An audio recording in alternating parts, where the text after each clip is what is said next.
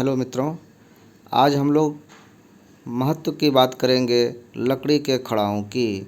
लकड़ी के खड़ाऊँ जो पैर में पहना जाता है चप्पल जूते के रूप में। चप्पल के रूप में पहने जाने वाले लकड़ी के खड़ाऊँ का प्रयोग हमारे भारत में बहुत वर्षों से हो रहा है। इसके क्या महत्व हैं इसको हम लोग समझेंगे, विभिन्न लोगों का क्या विचार है ये जानेंगे। तो ये देखिए, ये है एक सैंपल, एक नमूना लकड़ी के खड़ाऊँ का। लकड़ी का बना हुआ ये पादुका पैर में पहना जाता है। बीच में ये गोल गोल जो दिया है ये अंगूठे के बगल वाले उंगली के बीच में रखा जाता है और यहीं से पहन करके इस पे चला जाता है।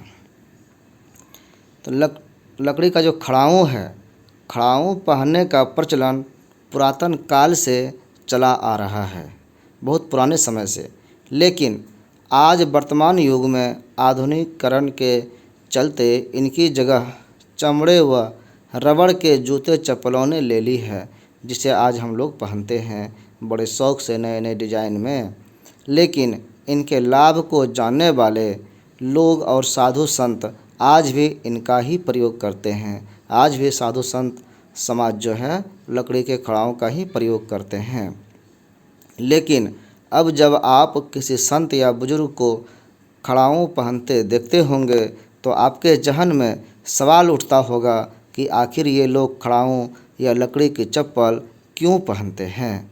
आइए हम बताते हैं कि खड़ाऊँ पहनने के पीछे की विचारधारा के बारे में कि क्या बात है, किस कारण से वो आज भी खड़ाऊँ पहनने की ओर झुकाव रखते हैं। आज भी चमड़े या रबड़ का चप्पल, प्लास्टिक का चप्पल वो क्यों नहीं पहनना चाहते हैं। असल में खड़ाऊँ पहनने की सोच पूर्ण रूप से वैज्ञानिक सोच है। गुरुत्वाकर्षण का नाम आपने सुना होगा। गुरुत्वाकर्षण का जो सिद्धांत वैज्ञानिकों ने बाद में बताया, उसके बारे में साधु संत लोग पहले से ही जानते थे। ऋषि मुनियों ने काफ़ी सालों पहले से ही इससे जुड़े विज्ञान को समझ लिया था। वैज्ञानिकों के सिद्धांत के अनुसार हमारे शरीर में प्रवाहित होने वाली विद्युत तरंगें गुरुत्वाकर्षण के कारण पृथ्वी द्वारा खींच ली जाती है।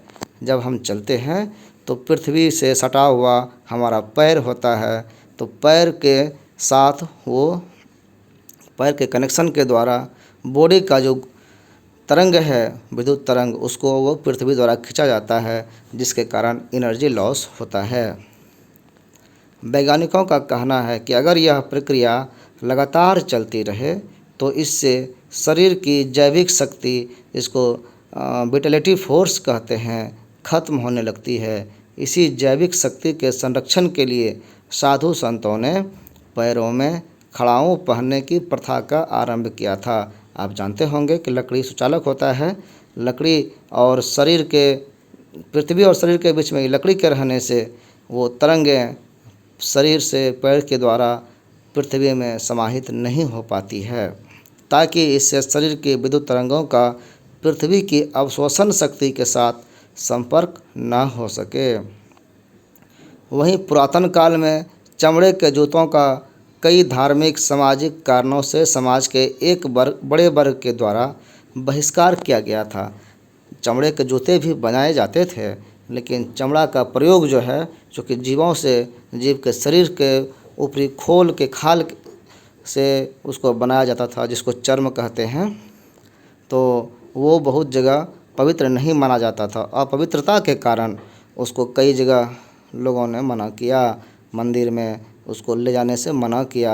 दूसरा कारण था कि जीव जंतुओं की हत्या ज़्यादातर उसके कारण ना बढ़ जाए, इसलिए भी इसका बहिष्कार करना उस समय उचित समझा गया। कपड़े के जूते का प्रयोग भी कुछ ज़्यादा सफल नहीं हो पाया था, क्योंकि कपड़े के जूते जो हैं वो इतना टिकाऊ नहीं होते थे। जबकि लकड़ी के जो खड़ाऊँ है पहनने से किसी धर्म या समाज के लोगों को कोई आपत्ति नहीं थी। लकड़ी की खड़ाऊँ पहनने के प्रचलन को आगे लाया गया, इसीलिए अब यह वर्तमान के आधुनिक युग में खड़ाऊँ को ऋषि मुनियों की पहचान के रूप में देखा जाता है। आज अब किसी के पैर में आप खड़ाऊँ देखेंगे तो आपको ऑटोमेटिकली ये समझ में आ जाएगा कि ये साधु संत प्रकृति के लोग हैं। आज भी संतों का हमसफ़र है खड़ाऊँ। ये खड़ाऊँ के जो है विभिन्न डिजाइन हैं। छवद्दी खड़ाऊँ रख संभाला राज, गवान राम के वनवास काल के दौरान। राम जब वनवास गए थे तो भरत ने बहुत रिक्वेस्ट किया कि भैया आप मत जाइए, आप वचन को तोड़ दीजिए, आप राज करिए, लेकिन राम ने नहीं माना। तो भरत ने क्या किया कि राम के खड़ाऊँ को अपने सर पर रख करके ले आए और राज सिंहासन पर खड़ाऊँ को रखा और खड़ाऊँ को ही प्रतिनिधि के रूप में रख करके और उनके आदेश पर वो 14 वर्ष तक अयोध्या का राज संभाले। ये भरत थे। तो वही कह रहे हैं कि उस समय भी ये खड़ाऊँ का महत्व समझ में आता है। अनादिकाल से हिंदू सनातन परंपरा का इतिहास रही है। खड़ाऊँ आज के आधुनिक जीवन में भी साधु संतों के पैरों की शोभा बढ़ा रही है। इसके पीछे वैज्ञानिकों की अपनी राय है। आज कई साधु संत लग्जरी लाइफ स्टाइल जी रहे हैं, लेकिन उनका खड़ाऊँ से मोह अभी भंग नहीं हुआ है, कम नहीं हुआ है। संत समाज में खड़ाऊँ का अपना विशेष महत्व है। महामंडलेश्वर हो, नागा हो या फिर सेवक हो, तप और साधना के पथ पर ये खड़ाऊँ वर्षों उसके साथ रहती है। अब इसमें थोड़ा सा लग्जरी जुड़ा हुआ है। कैसे कि जूना अखाड़े के महामंडलेश्वर अरुणागिरी जो अवधूत बाबा वर्षों से खड़ाऊँ का उपयोग कर रहे हैं। पूरे शरीर पर उनका पहनावा आकर्षक है आज के समय के हिसाब से, इसलिए उनके खड़ाऊँ भी जो होते हैं वो सामान्य से हटकर ही होते हैं। खड़ाऊँ पर चांदी की परत है, वहीं डायमंड से इन्हें और भी खूबसूरत बनाया गया है। अवधूत बाबा के अनुसार लकड़ी को दोष मुक्त माना गया। उनका कहना है कि लकड़ी का खड़ाऊँ क्यों प्रिय है, इसलिए कि इनको दोष मुक्त माना गया, किसी प्रकार के ये अपवित्र नहीं होते हैं। इसलिए यह मंदिर, किचन सभी स्थानों पर जा सकती है। अभी भी आप देखेंगे कि किसी को कहे सुनते होंगे आप कि चप्पल पहन करके, जूते पहन करके मंदिर में मत जाओ, यहाँ नहीं जाओ, वहाँ नहीं जाओ, लेकिन लकड़ी के खड़ाऊँ अगर पहने हैं तो उनको मना नहीं किया जाता है, क्योंकि लकड़ी को पवित्र माना जाता है। यह शरीर के लिए अर्थिंग का भी काम करती है। पूजन, तप आदि से शरीर में पैदा होने वाली ऊर्जा बाहर नहीं निकलती।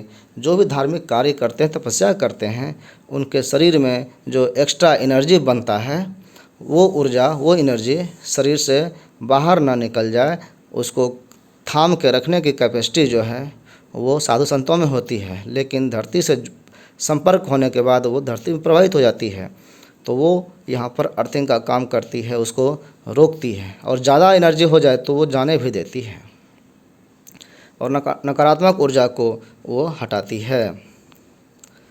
गुजरात सूरत स्थित साकेत आश्रम के शशि भानु राजयोगी महाराज करीब 45 वर्ष से लकड़ी के खड़ाऊँ का ही उपयोग कर रहे हैं। उनका कहना है कि पंजे में 2 हड्डियां हैं, अंगूठा और उसके पास की उंगली तर्जनी काफ़ी महत्वपूर्ण होती है। इनका मस्तिष्क से संबंध होता है और खड़ाऊँ पहनने से इन पर एक निश्चित दबाव पड़ता है। बीच के दोनों उंगली के बीच में जब इसका डंडा रहता है, किल्ली निकला हुआ, जिससे खड़ाऊँ का लोड पैर में चिपका रहता है, तो वहाँ से उस उंगली पर दबाव पड़ता है जो एक्यूप्रेशर का कार्य करता है। एक्यूप्रेशर हुआ एक निश्चित बिंदु पर दबाव देना, दबाव के द्वारा इलाज करना। इससे शरीर की ऊर्जा बनी रहती है और तनाव नहीं होता है। शरीर में अग्नि का विशेष महत्व है। जब लकड़ी और पैर के बीच घर्षण होता है तो शरीर में अग्नि बनी रहती है, पर्याप्त ऊर्जा जितना चाहिए उतना बना रहता है। क्या है खड़ाऊँ? खड़ाऊँ लकड़ी से बनी चप्पलों को कहते हैं। इसे आरोग्यता से भी जोड़ा जाता है। साधुओं संतों में यह बहुत पूजनीय है। पूर्व में यह आचार्यों की खड़ाऊँ आज भी गुरु गादी पर शोभित होकर पूजी जाती है। जो भी ऋषि मुनि संत महात्मा खड़ाऊँ का प्रयोग करते हैं, उनके मर जाने के बाद, गुजर जाने के बाद उनके द्वारा उपयोग की गई जो खड़ाऊँ है वो उनके प्रतिनिधि के रूप में सम्मान की नज़र से देखा जाता है। उनको भी गद्दी पर रख करके उस खड़ाओं की पूजा की जाती है गुरु के रूप में। वैज्ञानिक मत क्या है? वही जो चर्चा पहले भी किए हैं कि गुरुत्वाकर्षण के सिद्धांत पर कार्य करती है ये खड़ाऊँ। दरअसल हमारे शरीर में विद्युत तरंगें प्रवाहित होती है और नंगे पैर रहने पर ये पृथ्वी द्वारा अवशोषित हो जाती है, जिससे हमारी जैविक शक्ति कम होती है। इसी कारण हमारे पूर्वज प्राचीन समय में खड़ाऊँ पहनते थे। धर्म और विज्ञान का क्या कहना है, क्या मानना है? तो धर्म का मानना है कि धर्म अध्यात्म और विज्ञान दृष्टिकोण से, यानी वैज्ञानिक दृष्टिकोण से भी इसको देखें तो खड़ाऊँ आज भी उपयोगी है। जब से लोगों ने इसे पहनना छोड़ा तब से शरीर दुर्बल और बीमारी ने प्रवेश कर लिया, यानी बीमार लोग ज़्यादा होने लगे। आज आप जानते होंगे, समझते भी होंगे कि मेडिकल सिस्टम में जितना प्रयोग हो रहा है फिर भी क्या आदमी स्वस्थ हो पा रहा है? क्या स्वस्थ रह रहा है? नहीं, और बीमार हो गया है और कमज़ोर हो गया है और नए नए तरह की बीमारियां आ गई है। चिकित्सकों के अनुसार पैरों के तलवों में कुछ पॉइंट रहते हैं।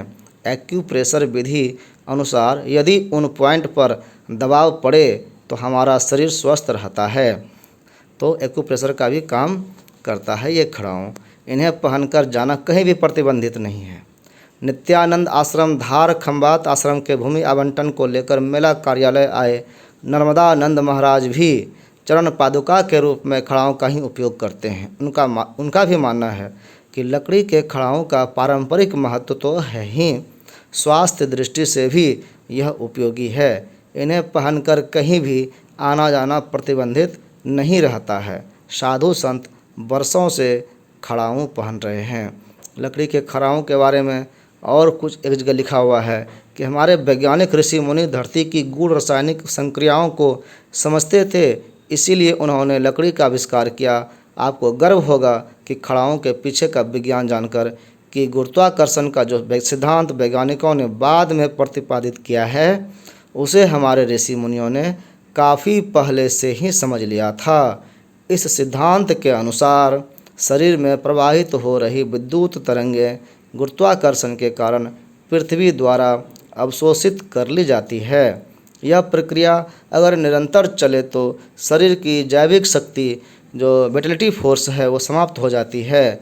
इसी जैविक शक्ति को बचाने के लिए हमारे पूर्वजों ने खड़ाऊँ पहनने की प्रथा आरंभ की ताकि शरीर के विद्युत तरंगों का पृथ्वी की अवशोषण शक्ति के साथ संपर्क न हो सके। इसी सिद्धांत के आधार पर खड़ाऊँ पहनी जाने लगी। ये चीज़ें जानकर गर्व होता है कि हमारे पूर्वजों पर कि और दुख होता है कि आज के तथाकथित सभ्य समाज को अपना इतिहास केवल मैथोलॉजी नज़र आता है। इसको अपना इतिहास जो है गौरवपूर्ण इतिहास उसको लोग कल्पना मात्र समझते हैं। इसको जानकर, इसको समझ देखकर दुखी मन होता है। तो इन वचनों के साथ ही खड़ाऊँ के महत्व को समझते हुए अपने वाणी को विराम देते हैं और जहाँ तक हो सके और जहाँ तक संभव हो सके यथासंभव खड़ाऊँ के महत्व को समझें और उसके पहने जाने पर थोड़ा सा झुकाव डालने की ज़रूरत है ताकि लोग अग्रसर हों खड़ाऊँ को अपने जीवन शैली में ढालने के लिए। घर में कम से कम पहने जाने योग्य है ये। धन्यवाद।